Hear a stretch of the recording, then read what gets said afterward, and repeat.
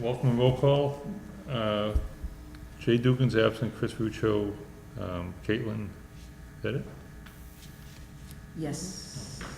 And you want to introduce? Yes, thank you. And Pat Novia. Oh, Phil's not here I yet as don't know well. if it's committee anymore. Oh, he's not? What happened? Phil's going to be coming a little bit late. No, Pat Novia was on the Oh, committee. he had to, yeah, that's a long story. We'll Okay. go into it some other time. He's no longer. So I asked John if I could take a minute at the start of the meeting to introduce Barbara Nordstrom here at the end of the table. As you know, I've been trying to take minutes of these meetings since I took the job here. And I apologize because, as you know, it has not been my top priority at times. Minutes have been late, not timely in the way that they should be. And so I asked the COA if they could find an elder services person, and Barbara was kind enough to volunteer to be our person. So Barbara comes to us with I've read your resume, it's very extensive, a wonderful background in social services, but needless to say, she's overqualified to work for us as a person to help take the minutes of these meetings. So thank you so much for taking this on, I appreciate it. Thank you so much. Thank you. I will do my best. I've done a lot of documentation in my life. This is a little different. A little different, but you'll do fine. So I thought maybe what we could do is just go around the table and introduce ourselves so that she could start to put faces to names. Good. So Siobhan, would you be so Hi, kind to I'm start? Siobhan Bonson. I live on Goodale Street, and I'm a selectman. I'm Tony DeLuzio. I'm with Cardinal Construction, and we're the owner's project manager for the police station. I took it, my husband's a civil and was in construction. I took it you were Nice. project manager. I'm Pat Crowley, member of the Board of Selectmen. Okay, Patrick. Ray Burkalt, Finance Committee Representative to the FISP. John Hadley, Board of Selectmen. Yes, and you're the chairperson. Yes. Bob Chisholm, staunch advocate of the COA. Great. And you're sure you're supposed to be here? I know, I have a husband who, well, your wife just wants you to be well. Thaddeus Kumar, Board of Selectmen. Thank you. If you have any questions, just interrupt us anytime. We will more than have it. Very easy to work. All right. John, you're a toughie. Huh? You're the tough one. Yeah. All right, the minutes, June 14, 2017. Make a motion to approve. Second. Any discussion? All in favor? Aye. Invoices, Cardinal Construction. So we have Cardinal Construction invoice number 15 in the amount of $7,435. Make a motion to approve. Second, Any discussion? Standard monthly fee. Yes. All in favor? Aye. Kalo and Bennett, invoice number 5574 for $4,667. What number is that? That's, 7. Keola, it's a new number. It's Hold on. 5574. 5574. Yes, 5574. They stopped going in. John, excuse me, what was the number for Cardinal Construction? 7,000, 435. 435. Yep. 7,000.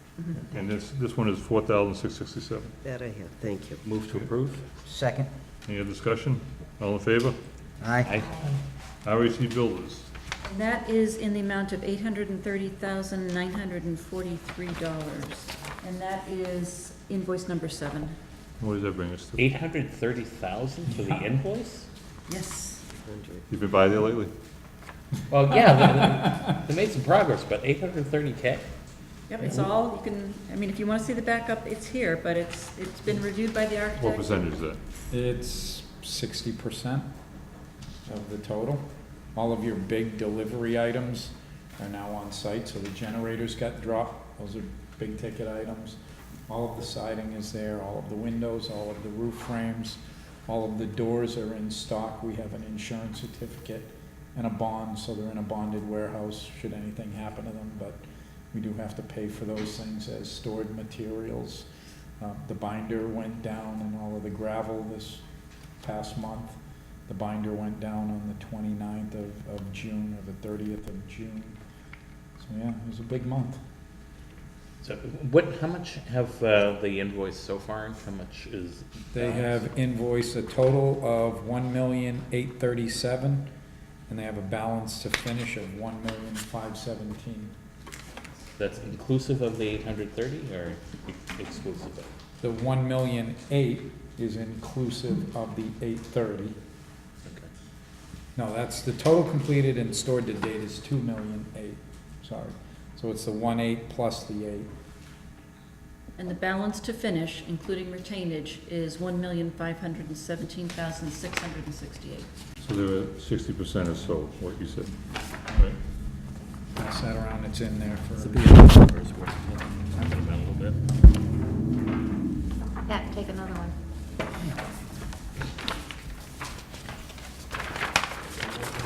You know what? No? Yeah, Ray, send one down. Ray. Copies? Oh, thanks. Can I grab one? Yep. Can I just ask on the storage? Do we have to store the stuff off? Is there an extra The one? doors we do, Yeah, the okay. building's not ready for them, they're wood doors. And so Oh, until okay. they actually Yep. get building climate control on, Yep. we don't want the doors to swell, warp, get Okay. damaged. They're not ready to hang them yet. Okay, So we paid for those as stored material, and they give you an insurance certificate in a bonded warehouse. okay, that's what you meant. So Okay. that, let's Now say we the get it. contractor went belly up, Yeah, or something happened, they're your product. we're covered. Okay, Yep. good, thanks. While people are reviewing it, I'll make a motion to approve. A second. Okay, now we'll go discussion. Thank you.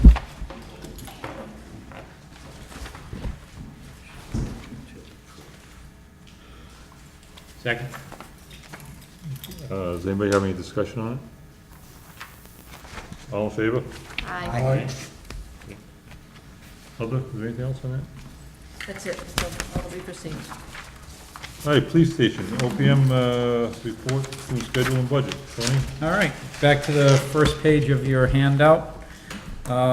Things are moving along. We've got 55 RFIs that the architect has answered from the contractor, requests for information, that is.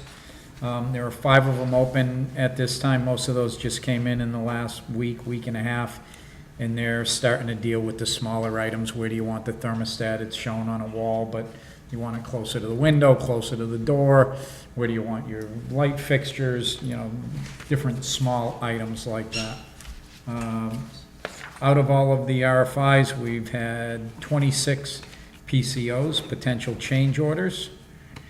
You've got 14 of those approved, either by full committee or by the field committee, I'll call it, totaling $154,000. And we've got 6 others that are pending, totaling $28,000. 2 have been rejected, 2 were just voided out as placeholders, and there are still 2 in draft form. The change order log can be found on, it says page 1 of 3 at the bottom, but it's only because it was part 1 of 3. Looks like this form here has some pink highlighting on it. And those are the 5 change orders that are in front of you tonight. Those 5 change orders total $15,302. If you turn to that second page, which is the change order for RAC, I'm asking to have that formally voted on by the full committee. And I'll take you through these items just briefly. In previous change orders, you approved for the DOT, the drainage, the water sewer work, some bigger numbers, and when we presented those, we said they were not to exceed numbers. We were hoping we wouldn't have to do as much flowable fill in the trench. We were hoping that the depth of this water and sewer work would be less than what was anticipated on the drawings. So those numbers, if you want to find them on the other spreadsheets, were in fact above what we needed. So the first 2 PCOs, 26 and 25, are the credits against those change orders. So you got $9,649 back for the revised drainage scope that DOT was pushing for, and our water and sewer connections out in the street, because we didn't have to go as deep and dig up as much of the road. You got a credit back of $2,590 there. We had some miscellaneous electrical scope that's been added. Changes by the fire department requesting where pull stations are, what we use for a transponder, a fire alarm panel, rather than ordering phone lines. It's a not a wireless, but it's not over the phone line, it's over the internet. And that will feed back to the system that is currently in use, similar to what's used at the public safety building today. We thought we were going to get away without having the propane tanks held down in the ground because we had a geotechnical report stating that water was 35 feet below grade. The day they went to dig the tanks 2 weeks ago, there was water at about 8 feet. So that meant we had to put concrete hold downs in so that the tanks don't pop up out of the ground. Testing and air balancing for $11,000. That's an independent firm. So that, yes, the mechanical contractor owns starting up the equipment, making sure it runs, telling you that he built it the way it's supposed to be. This is an independent firm that comes in separate from that to do volume calculations. Is it putting out the right temperature of air? Is it putting out the right volume of air? Are the pumps all working? So it's an independent testing and balancing from just the contractor saying it's installed the way it's supposed to be. On that one, that's the 11,000? Yes. I mean, it seems to me that that would be something that should have been anticipated, isn't that? Exactly. Isn't that done on every, when you have a third party? It is. Some elect to do it independent of the contractor, the general contractor, at time of bid. That's the way these bid documents were done. So if you, the town, if you were working on a larger school project, you may have a service entity in town that's doing all your other buildings, and the town or the owner would then elect to just have that firm do it.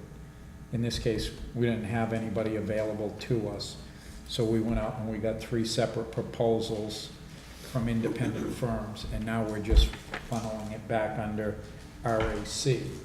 And the reason that we do it under RAC and not the HVAC contractor is so that should something come back different, you're not getting the right volumes, he's not working for the HVAC contractor, he's actually working for the general contractor. And so we do have that separation of a third party. I think what Pat means though is that when we do the senior center, we'll put that in the budget. Yeah, I mean, that's what I'm saying, this The should have line been, item for budget. Okay. this isn't an unforeseen, in my mind, this isn't something that's unforeseen, this is something that should have been there from the get-go. Right, but I think we talked about commissioning and starting in services way back, and there wasn't a high degree of desire to do that. Yeah, we know. Well, for We the, say there wasn't a high degree of desire to do that. I don't think anybody Meaning to wanted budget it. it? No, I think we probably wanted to budget it, but how we and when we hire that entity was not decided. Okay, I still don't understand why it wouldn't have been in the original budget. I mean, granted, the question exists, you know, under whose budget it goes, but it should presumably been in someone's budget. Well, it's in your budget, you're paying for it out of your full budget somewhere. We either would have put it in the bid documents at the time of bid, and you wouldn't have seen the cost. You wouldn't know what that cost is or who the vendor is. By doing it this way, we've now got a contractor who owns the mechanical system, the warranties and everything to you. We then went out and got third-party quotes to take out of the same construction budget to then independently hire a third party to test and balance the system. right, but like we did with the, bringing the water in, and it was about $60,000 we set aside as a placeholder. We said, Okay. we said, we're gonna put this in here, we don't know what the costs are gonna be, and there should have been a placeholder. We knew this was something that was gonna have to happen. There should have been a placeholder. I mean, would we have known it was gonna be 13,130 or 384? No, but we could have said, here's 12 grand for a placeholder. It just seems to me that, and I think Ray would agree, and I saw a lot of head nods, that this should not be something that's coming up as a change order out of a contingency. This is something that should have been budgeted for on day one, because we knew it was something that was gonna ultimately have to be done. Okay, So, I understand your point.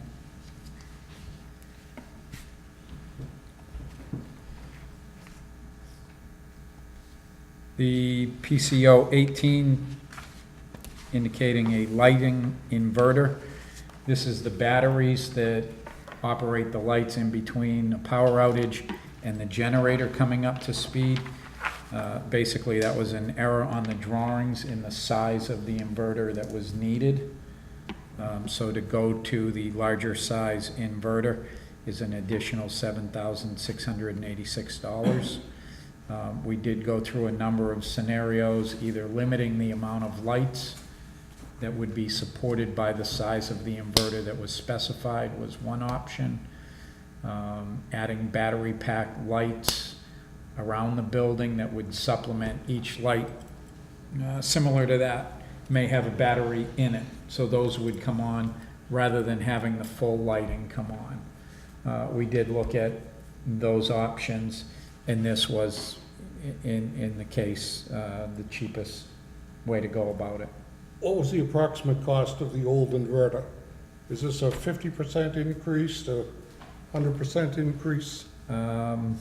Just a guess. I don't want to guess. I get burnt guessing on TV. I'd need to look for that. I don't think I have that with me.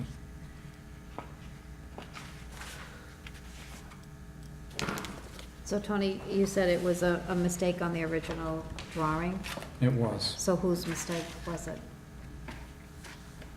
It was the electrical engineers. So why don't they have to pay if they made the mistake? Well, because there's a standard of care that says if they make a mistake, you would have paid for the larger inverter had they not made the mistake. So there's really no difference to you, the end user. You're getting a value of a larger inverter Right? for that cost. But I don't want to pay.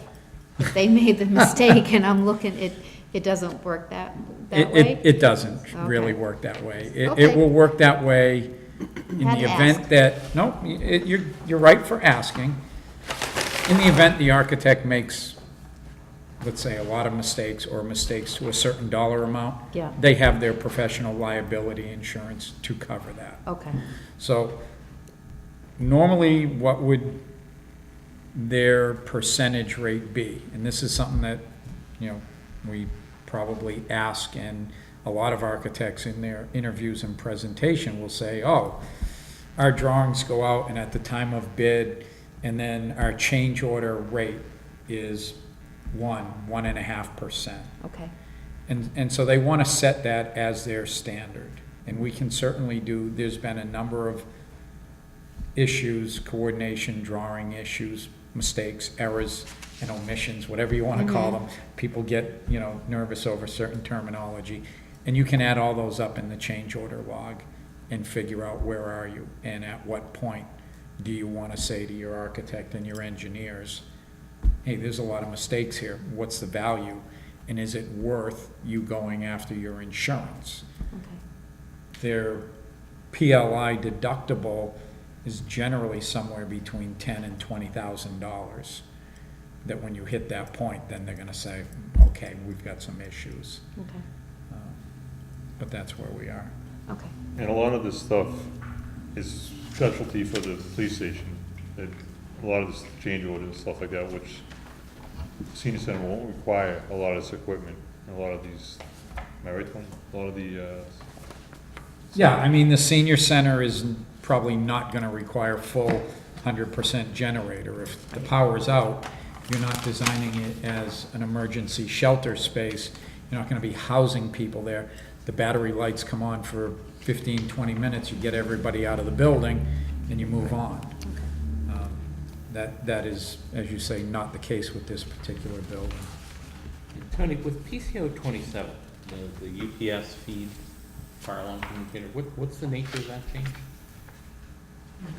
right? We were looking for, when we were working with Karen Parade on the number of phone lines we needed. The fire chief indicated he did not need a separate line for the fire alarm panel. Oftentimes you pay for, you know, that Verizon line to come into the building so that the fire alarm has a dedicated line to capture and send a signal out. They do it here, I guess, in West Boylston, over either the fiber line or the data line, not as a phone line. So it sounds like you're pulling something out, but the cost is going up. The cost of that unit is more than your standard fire alarm dialer, if you will. So you have to upgrade it to go to fiber. Correct. And the And it's UPS, also radio, I believe it's radio backup. and the UPS part of it?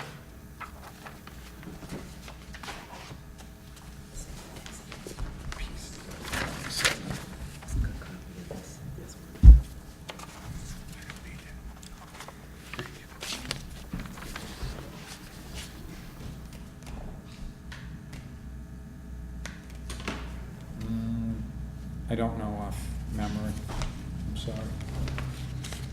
Is it a consequential part of the 3,000 or? Yeah, I think that was the minor part. I want to say the UDAC fire alarm was like $2,700.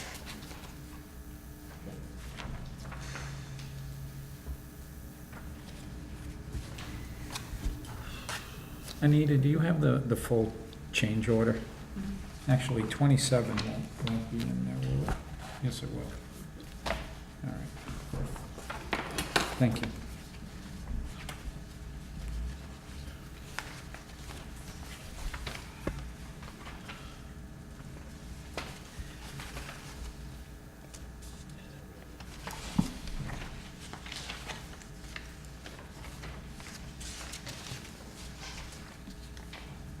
So we upgraded the UPS feeder from a 60 amp to a 100 amp. And that was actually $1,200. And that needed to be upgraded from room 19 to room 301 so that we can bring UPS power between the two data rooms. That was not called for. Thank you. Yep. The dual path commercial fire communicator was $1,600. It provides a dual path, either radio and or data.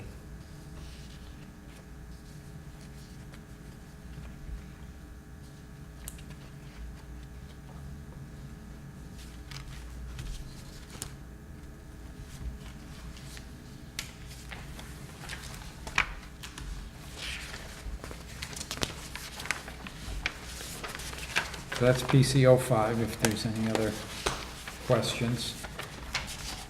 Construction, you have an updated construction schedule showing the progress and the percents complete from RAC Builders as of this week.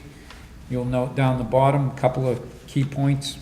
Notice to proceed to the contractor was issued November 16th, 2016. He's planning on being complete September 15th, 2017, so right around the corner.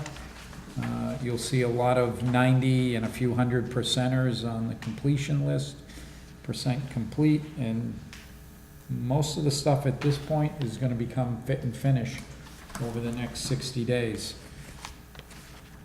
Tony, you mentioned something when you were talking dates at the last meeting, that the move-in time is what, from point A to point B? Generally, normally, I would say 45 to 90 days. We don't have a full dispatch here that we're bugging out or debugging. So I would guess it's going to be 30 days after that where, you know, people show up and go to work there. That's So consistent. it's probably mid-October. That's consistent with what you said last meeting. Why does it take that long? You want to make sure the phones are up and working, everything's rung out, all the fire alarm is in place. All of that will start to be tested in September when the contractor is substantially complete. All right. So you got a couple of weeks for final inspections. Then you got a couple of weeks to move the furniture in. We physically can't occupy and put furniture in the building or have anybody other than tradespeople, quote, contractors, working there when we get the insurance transferred over on the town insurance, get the bonds removed off the project or the contractor's insurance. And then they'll just be moving contents and evidence, those types of things. So it's about 4 weeks to get all that done from when you get your substantial completion certificate. Okay, substantial completion is predicted to be September Mid-September. 15th. Yeah. 4 weeks from now would be October 15th, give or take. Yeah. And didn't you just mention November would be the actual light up the Could front be. door? Could be. Okay. At that point, it's when you need them to move in. Are they in a rush to move in? Could you do it quicker? I think you're gonna see a lot I sooner, You know, Yeah, sooner than later. and that's why I'm saying, That was my point. It will be. normally we have to do 911 switch over, you know, get the radio console up and running. This building doesn't have any of that. And because you already have backup to regional dispatch, it could be much sooner. We haven't started the conversation of what physical contents, desks, files, you know, evidence, what's moving over there? And does it need to be there the day somebody shows up to work? You could probably leave evidence where it is and bring it over after everybody shows up, right? We haven't started those I conversations. feel better with your answer. Tony, quick question. The other thing we've got to worry about is the timing of getting the fiber from the new radio tower over off Beaman Street to the station, and that's, Okay. there was that lead time. Has there been discussion with John Fitch from over at the light plant in terms of, has the cable come in yet? Because there was a very long lead time on that, and then, you know, how long will it take him to make that? No, we Final. have not had that conversation. Verizon was physically on site today, looking at the poles and their end of that work. I know the Chief Minnick has been talking at the regional about the fiber, but I don't know where that is So today. we should probably pull John Fitch into that pretty soon. Okay.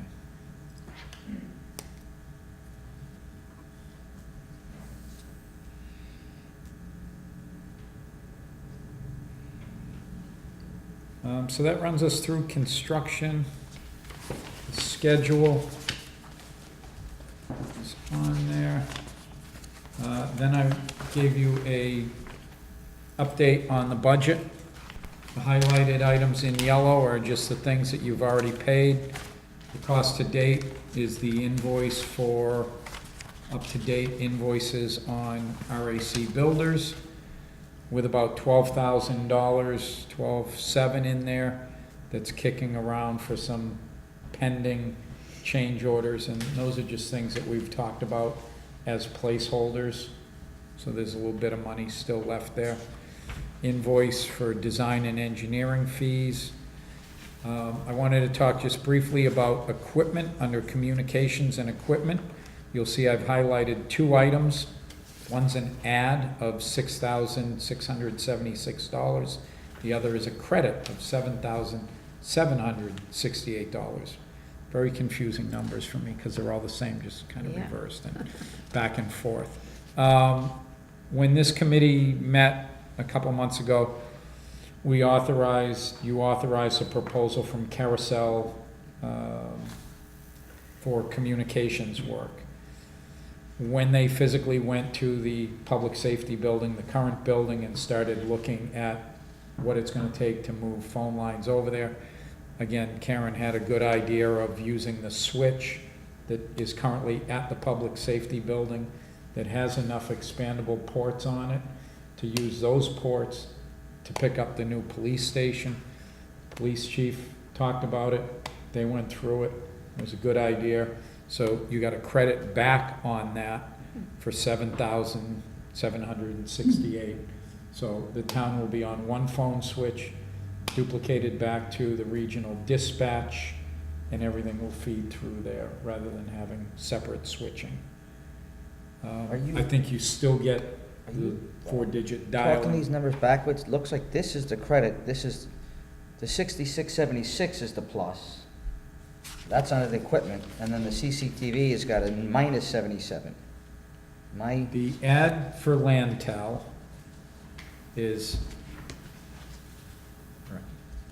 the ad for Lantel is $7,768. And the savings is 6676. Credit. Okay. And I believe I sent out an email earlier that was more on point than what I've just described. Yes, the savings is $6,678. And I think if you flip to the couple pages back, I did note that in there. Tony, excuse me, you said the town would be on one One phone switch. phone switch, thank you. They're gonna utilize the phone switches at the current public safety facility and connected back to the regional dispatch. Thank you. And that additional, let's get the right number again, $7,768 is to provide Wi-Fi points throughout the building. That will eliminate any dead spots, transmission spots within the new building. So they've run a loop of about 15 points within the new police station up in the ceiling and wired those points so that you have Wi-Fi throughout the entire building. Was that a change in the Wi-Fi design for the building? It was an ad. Was it something that they shouldn't have been able to anticipate ahead of time? I don't know that. Some buildings have it, some buildings don't. Some of our more heavy construction, concrete buildings, block buildings, with a lot of steel, you do get interference and dead spots within rooms. You would need to ask Chief or Jay why they felt that was important. It may be belts and suspenders, but I can't answer for the frequency within the building.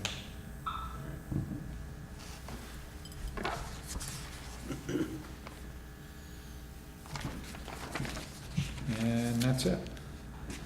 You've got the invoices attached, which you've already approved. I attached the carousel invoice and the carousel quote and the Lantel quote. So back to that first page, just to summarize, your total budget sitting here today, $5,184,460. We've actually got commitments, purchase orders, contracts out for $4,913,000 and change. We've got a total amount of invoices to date of $3,113,000 and change. If we shut the job off today and said everything is done with what we know today, it's $5,110,230, and you have an available cash anticipated variance of $74,230. With That is uncommitted. with 28,000 as a placeholder for potential change orders coming down the road right now? It's not The part of 28 was, the 15 you already Was approved, part of the 28. and the 12 is set aside, 12 is Okay, so correct. really, Yep. so we have 62, that's, So we haven't taken any vote yet on that change order number 5. Yeah, on that, a question. So we've got 12,000 you're looking for, 15,000. Where is it presumably coming out of? Is it out of the contingency line item, or is it pre-programmed somewhere in the current cost structure?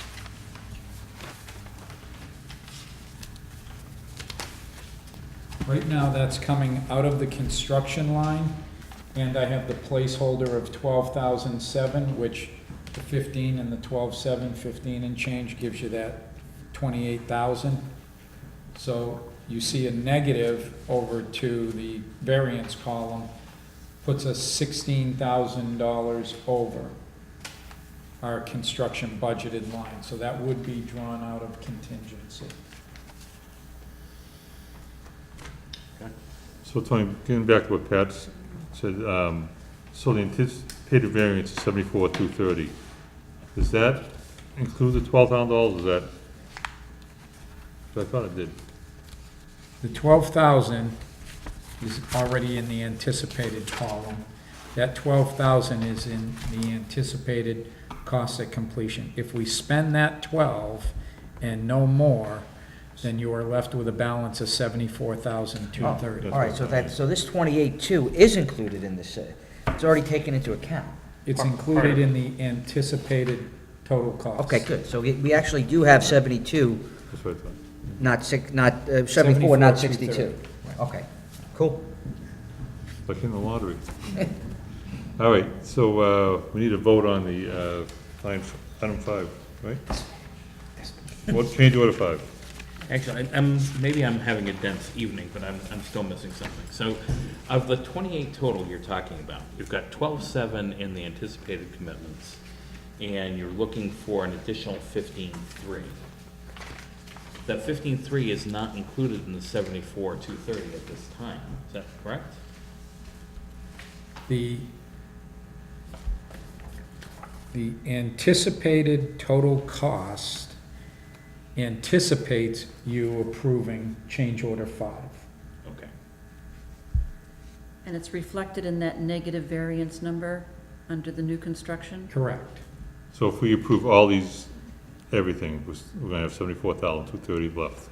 To include the 12.7, that's just a Exactly, placeholder. exactly. So on your budget sheet, if you look at that anticipated committed to date column, not the anticipated, the committed to date, that number reflects your approval of change order number 5 today. It holds $12,700 in a pot for anything coming down the line in the next couple months, and leaves you negative in the construction line from our original budget by $16,000, and you have $74,000 outside of that. So move to approve change order 5? Second. Any other discussion on that? All in favor? Tony, what's the sum of all change orders? Do we know that? You just added some. It's on the change order log, the sum of all changes to date approved. That's 5, right? Well, yeah, if you look at change order number 5, Yep. it would be the 139,000 from the previous change orders, plus 15,302. So you're somewhere 154, 155 on $4 million worth of work. You're under 200,000 in changes. That's good. Yeah. Great. Furniture? Furniture, I did have one item in blue highlight on your budget that I wanted to talk about. I wasn't able to prepare it because we had some last minute changes come in about 3 o'clock this afternoon. They dropped their pricing yet again through some associated discounting, and they wanted Chief and Jay to look at an alternate kitchen bench seating for the kitchen cafeteria seating area. But right now, we've had $100,000 budgeted in the adjusted project budget for furniture, and our current proposal is $84,950. Again, leaving you a balance of $15,000 in the uncommitted line. If the chief and Jay, they've just got that final list today, they need to run through it, make sure they like everything. The furniture vendor was dropping off to the police station today, to the existing station, a couple of loaner chairs for them to kick and sit in and make sure they like the chairs and they can fit in them, and the arms move in and out so the guys with the belts and the guns and everything aren't, catching on the arms of the chairs. And if they like all that, we'll probably release furniture at our next meeting. What's the delivery timeline for furniture? We said 4 to 6 weeks. What's the source again? WB Mason. It's state contract. Yep. Do you have anything else? Nope. All right. Anybody else have any questions for Tony? Thank you. All right, now, senior center. This is gonna be fun. we invite Lisa up to see? Yes, Lisa, absolutely. Pull the chair up. All right, so we're gonna review the architect proposals, review of scoring completed by members, to vote on the short list of firms to interview. C's around. Want me to kind of walk through Yeah, what's been please. happening over the past week or so? Great. Okay, at John's request, in order to make sure that we weren't losing any time in the schedule, to get a decision made about the architect selection, I polled members and said who would be willing to work behind the scenes and individually to review the 5 proposals we received from the different architectural firms and come to tonight's meeting prepared to discuss recommendations as to a short list of architects to bring in for interviewing on Tuesday, July 18th.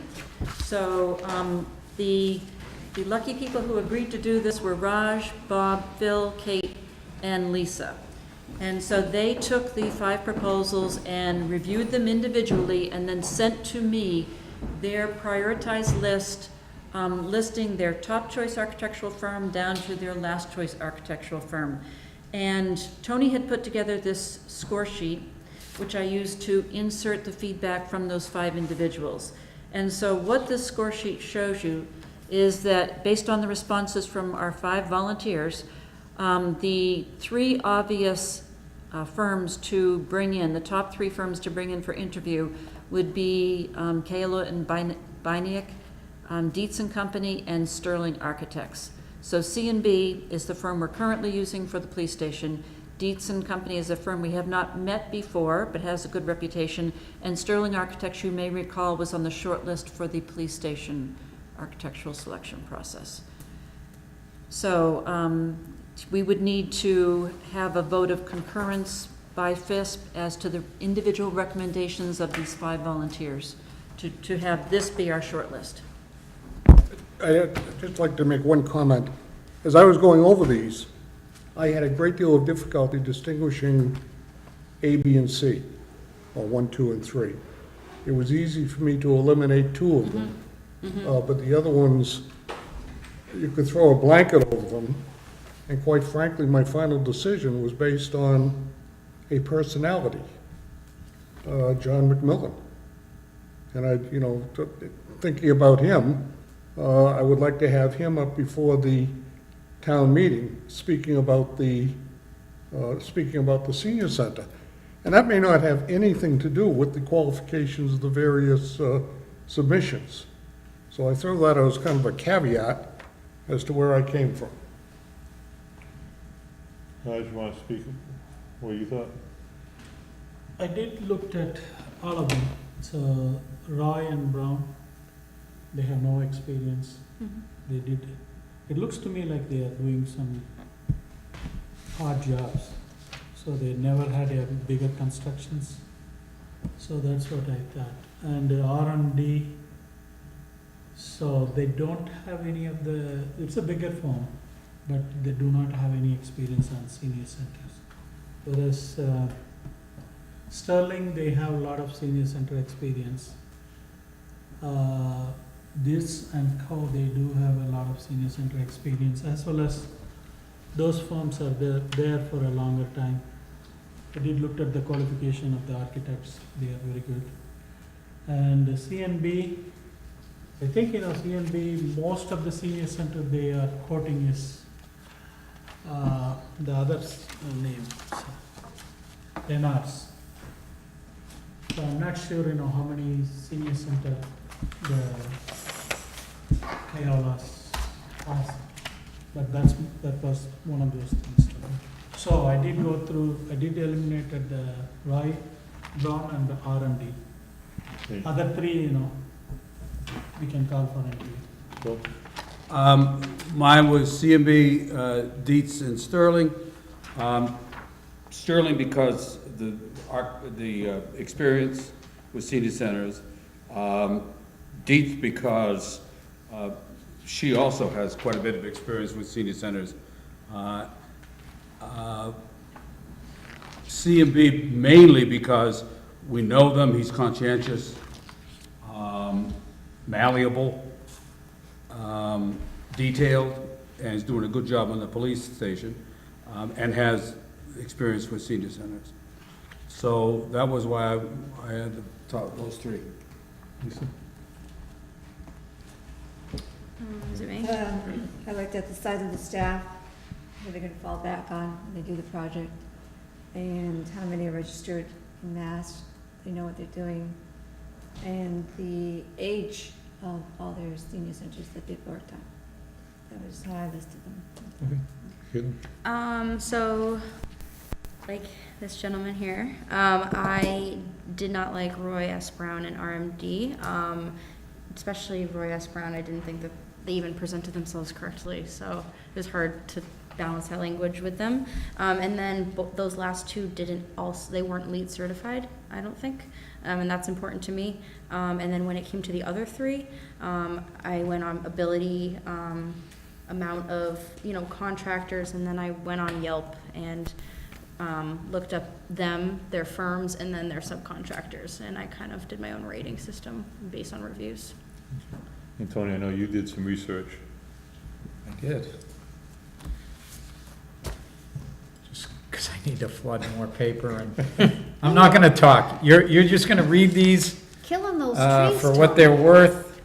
And I'll just generally conversationally say that I've talked to many of the references, not only the senior center directors where possible, but the folks involved in the project. And so there's 5 firms, and I'll hit the highlights of what I think you should know about each. Keola Bienick, we know, and probably the devil you know is better than the devil you don't in 90% of the cases. I think one thing to be aware of is, as you pointed out, Raj, CMB versus the projects that they show, the senior centers were John McMillan led senior centers as a principal with Reinhardt, which now no longer exists.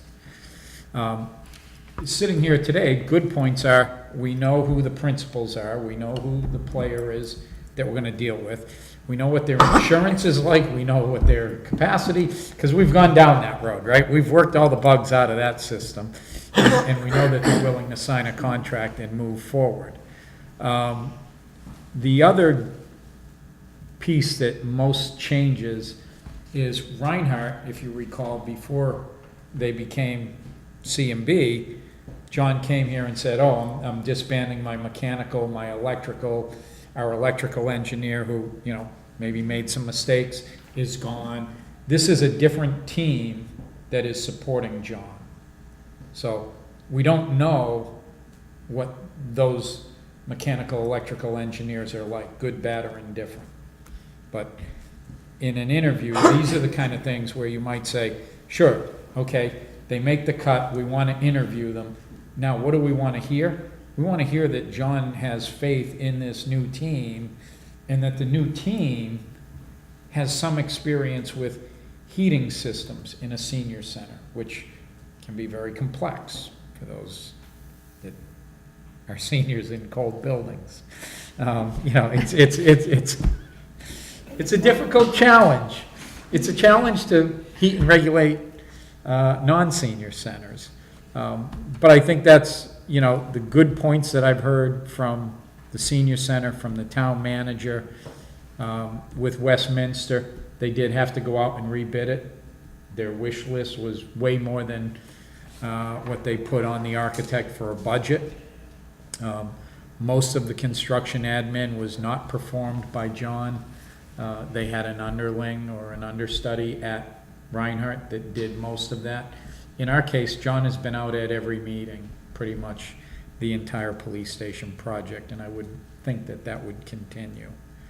And no other issues, and RAI was always very responsive, as John has been. Dietz and Company, very high praise from the senior center folks involved.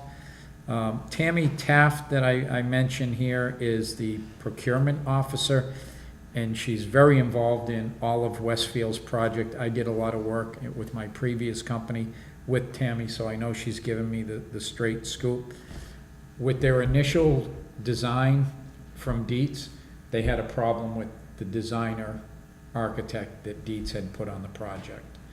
Really wasn't designing what people were asking for, so they asked Carrie Dietz to remove that person. She stepped up, made the changes, got the ship righted.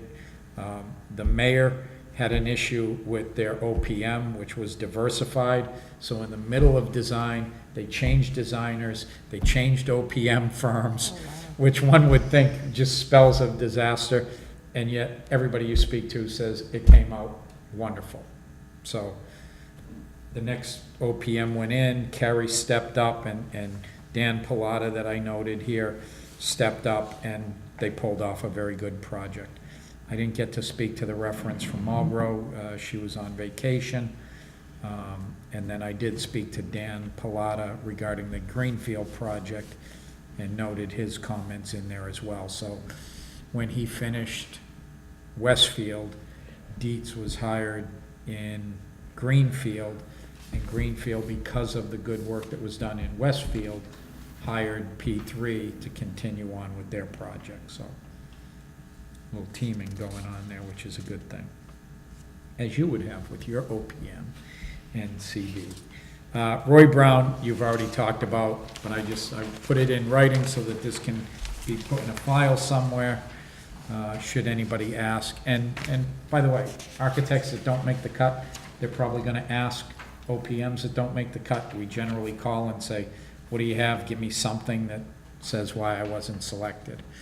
RMD Collaborative is a very small firm.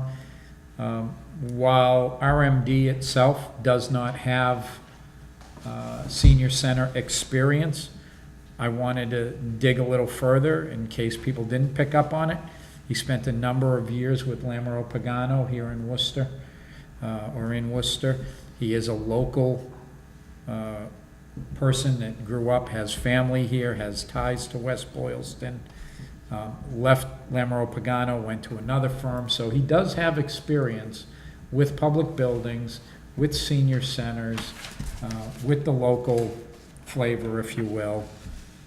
I spoke to the gentleman in Andover who said from his experience with Lamero Pagano and BH&A, they continue to hire Chris Roddy as his new firm with much success on, again, relatively small projects, but they like using them.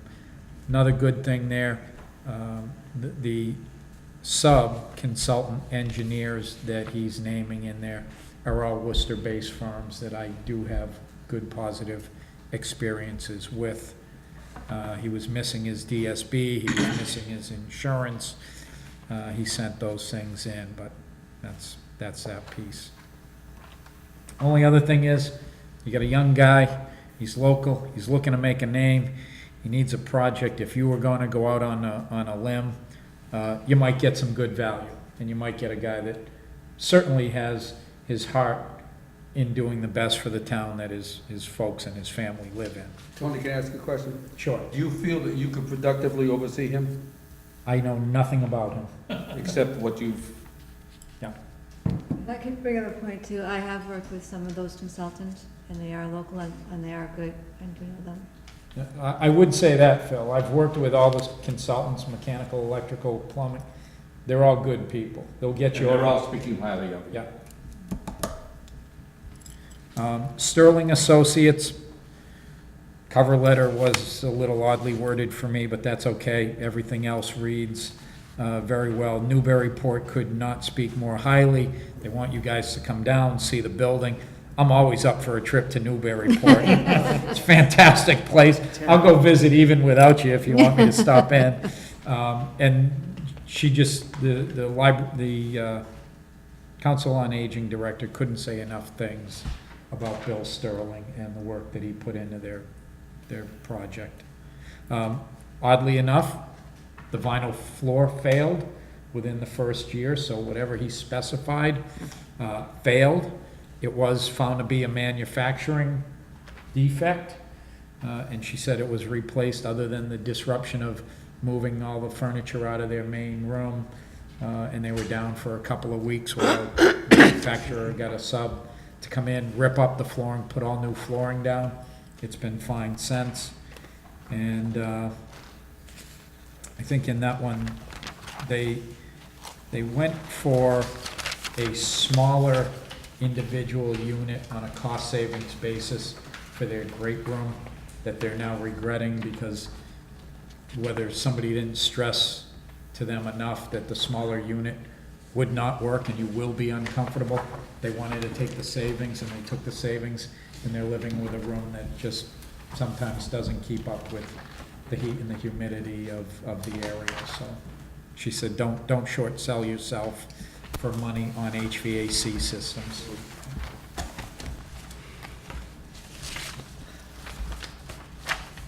I would like to add one more comment. I submitted a list, Anita, to you of the, I think you gave me the term, fixables, items that were lacking in the various submissions. Maybe the insurance limits weren't adequate, or what happened to, and I think that in my conversation with you, those that we invite, they're going to be invited to repair those fixables. Yeah, if there's something that, you know, we note that they're missing, or that we want them to provide clarification, we can forewarn them about that, so that when they come to the interview, they can come in hand. If they don't come in hand with that fix, that tells you something. Okay. Thank you. So it ended up that the three scored the exact same score. The three top choices. So, does anybody make a motion? I would move that we interview C and B, Dietz, and Sterling. And I would ask, is that going to be something in the order of a 45-minute presentation, so we can complete it in one night? Yeah, I would actually give them probably half hour Okay. actual time, and then 5 or 10 minutes in between to discuss before the next one. Okay. May I ask, is anyone interested in having RMD as a comparison? As a I'd be willing to comparison, spend the time myself. I think they're a good, like, maybe 3 or 4, but I forgot to mention another thing I really enjoyed about Dietz. I think it's Dietz, yes. Well, I don't know if you all have the proposals, but on page 13, they're in the middle of a Greenfield Senior Center, and it's almost a 10,000 square foot building, only totaling 3.5 million. And I looked at their project costs, and they're very competitive. And that was one of the reasons why they were my first choice, that they put out solid work and they're very competitive in pricing. So I didn't know if I should add that. So would anybody besides the three, I know we had a motion, did anybody second the motion yet? Not yet. Somebody second? I'll second. Okay, then we can discussion. Okay, so Lisa asked if we want to have 4 people come in at this RMD. Makes for a long night. I It guess does I make would for a long prefer night, not you know, Okay. but- for time commitment's sake, but I don't think that they would ever outbeat CMB or Dietz, probably. All right, so we're gonna do the 3 of them. So we have a motion, a second. Any other discussion on this? I was just going to say, I think it would be productive if we devised a set of questions that we're going to ask, and be sure that we ask each one the same questions. There are key questions that we need to have answers to. Can you drive the cost down, for example, and things like that.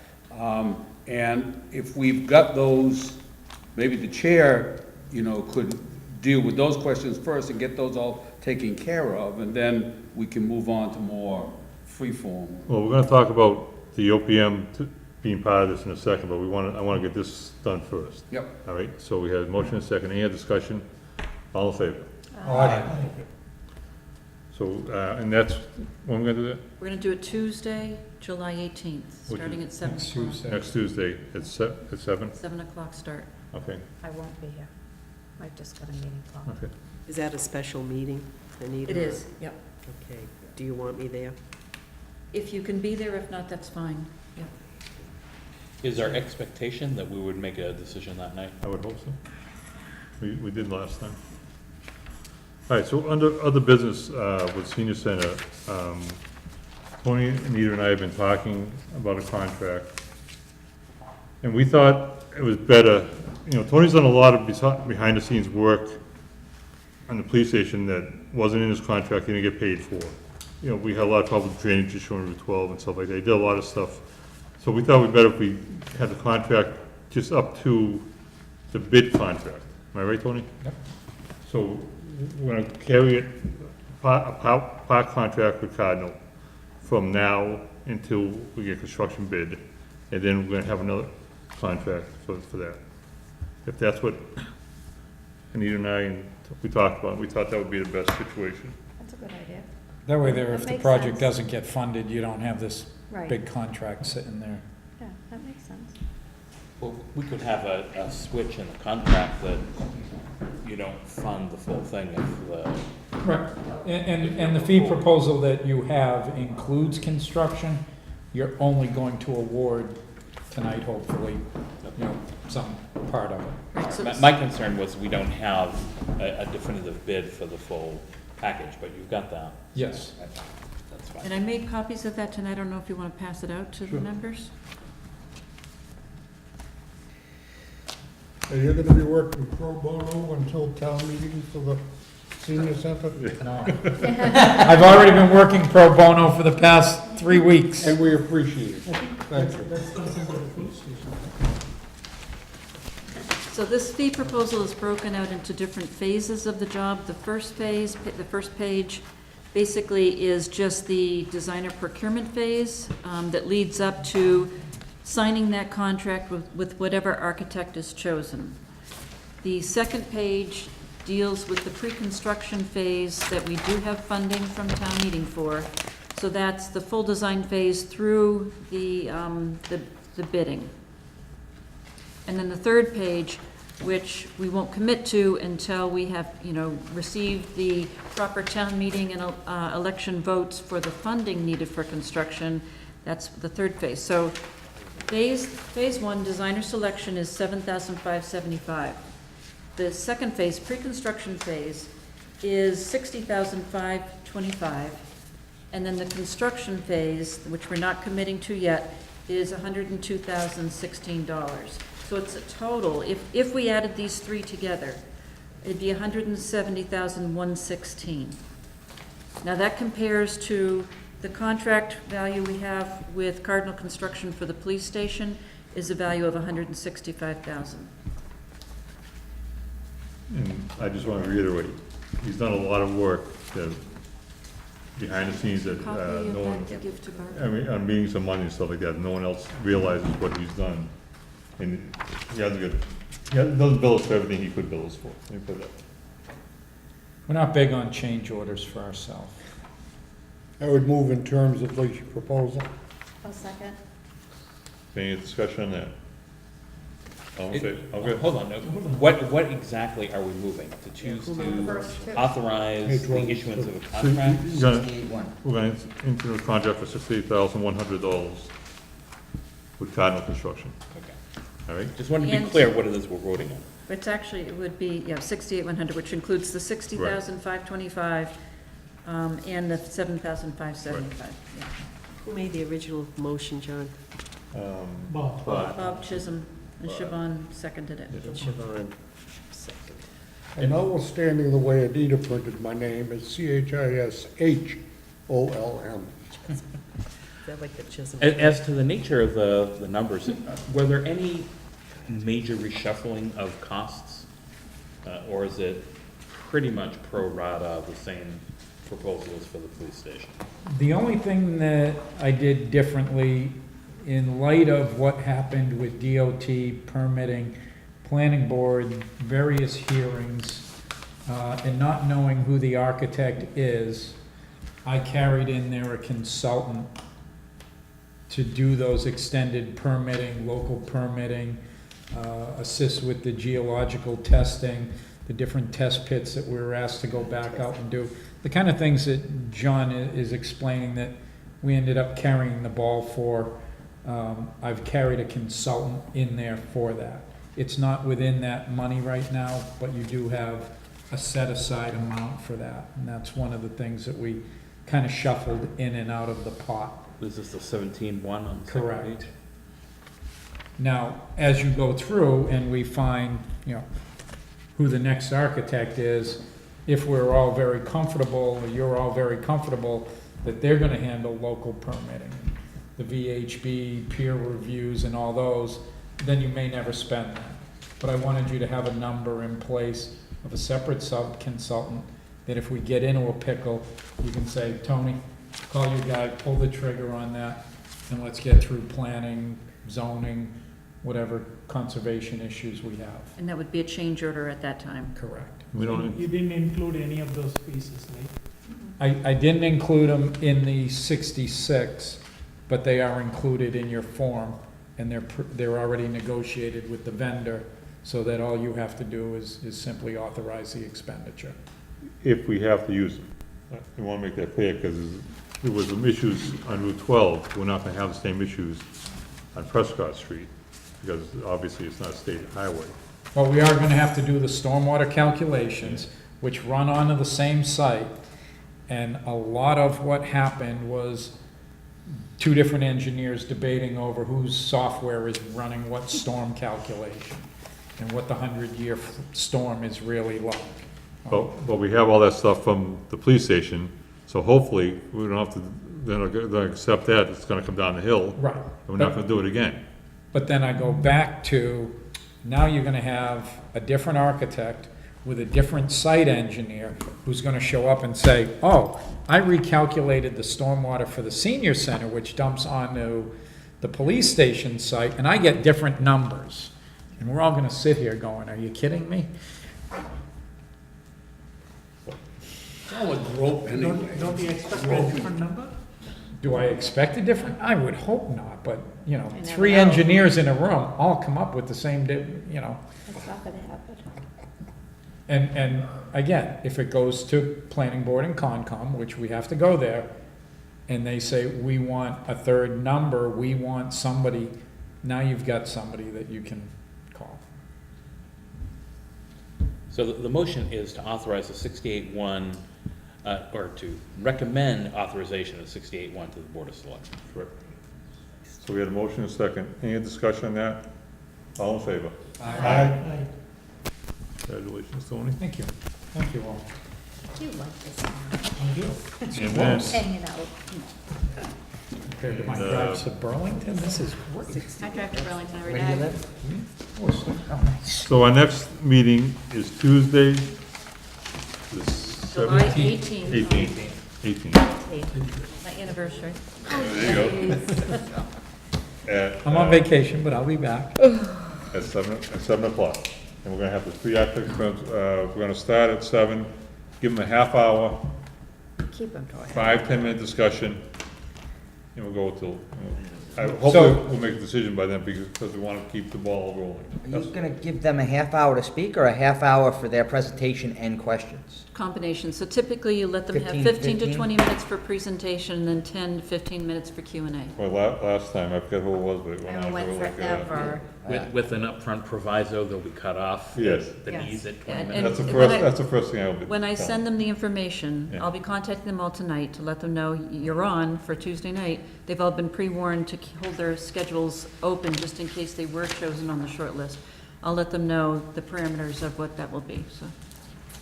And if we do have any questions that we know we're going to want to ask them, if you can get those to me sooner rather than later, I will send them to each of the firms in advance so that, they have a chance to Could wish that they develop them. could work something up by the beginning of the week. When would that be? If you want to, Well- if people want to get them to me by Monday morning, Yeah? I would give mine anyway. and I know Tony will have some suggestions. Yep. Good. you. Anything else? Motion? Make motion to adjourn? We adjourn. Second. Really? All in favor? Aye. Wasn't 3.5 That was pretty minutes. good, though.